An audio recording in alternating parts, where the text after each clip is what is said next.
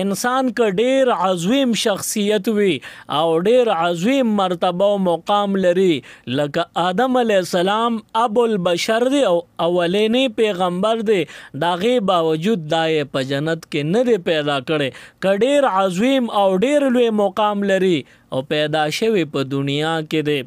او زنانا الله رب العالمین په دنیا کې نه دا پیدا کړي.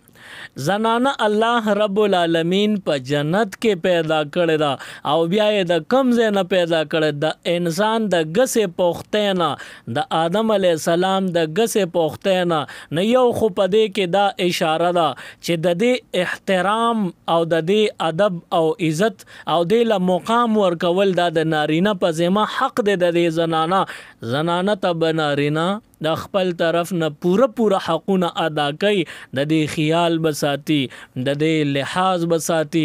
یو خو په دې کې دا چې دا د جنت مخلوق دی، دا په جنت کې پیدا شوی نه په دنیا کې نه، نو د جنتی مخلوق خیال ساتل پکار دی. دویم پکې دا باریک نقطه ده چې د انسان د خپل جسم نه جوړه ده، د خپل بچی بنده ته څومره خواږوي، خپل بچی د خپل زړه غوښې دي نو په دې باندې بنده ته خواږوي. نو دغه شان د خپلې بیبي سره به محبت کې، خپلې بیبي له به محبت او مینه ورکې، د دې به هم ډېر خیال ساتي ځکه چې دا د هم د جسم ټوکړه ده. د آدم علیه السلام د ګسې پوښتې نه پیدا شوې. نو بیا دا چې د ښي طرف د پوښتې نه ولې نه پیدا کېده؟ حوا بیبي د آدم علیه السلام د ګسې پوښتې نه په دې غرض او په دې مقصد پیدا کړله چې دا ګسه پوښتې دا د زړه طرف ته ډېره نږدې ده. نو که د دې نه بیبي پیدا شوه نو دا بیبي ستا چې منکوحه شوه نو دا زړه سره نږدې ساته، دې سره په زړه کې محبت ساته او ورسره مینه ساته او دې باندې مهرباني کوه، شفقت ورسره کوه. ځکه الله رب العالمین هر نارینه ته حکم کړی دی وعاشروهن بالمعروف، دې زنانه سره په ښکلې طریقه باندې خپلې زندګۍ تیرې کې، په معروف طریقه باندې دې سره ژوند تیر کې.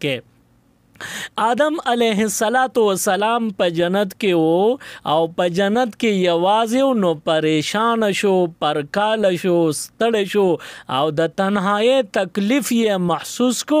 نو د هغې تنهایی د ختمولو دپاره او آدم علیه السلام ته هغه تلي سکون واپس د راتلو دپاره رب العالمین د آدم علیه السلام د بدن حصه د هغه دپاره زوجه وګرځوله. نو دا زنانه دا د نارینه‌و دپاره د سکون سبب دی.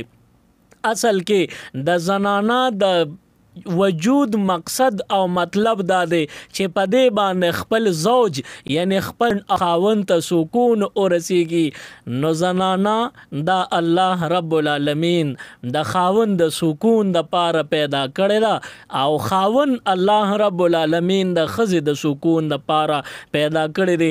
دا ښځه خاوند چې یو ځای وي او دوی خوشحاله زندگی تیری نو په دې باندې هر وخت د الله د رحمت صادر راخو. मज़ीद Islamic videos देखने के लिए हमारे YouTube चैनल दीन और दुनिया को ज़रूर सब्सक्राइब करें और बेल आइकन ज़रूर प्रेस करें ताकि हमारी हर एक वीडियो की नोटिफिकेशन आपको मिल सके।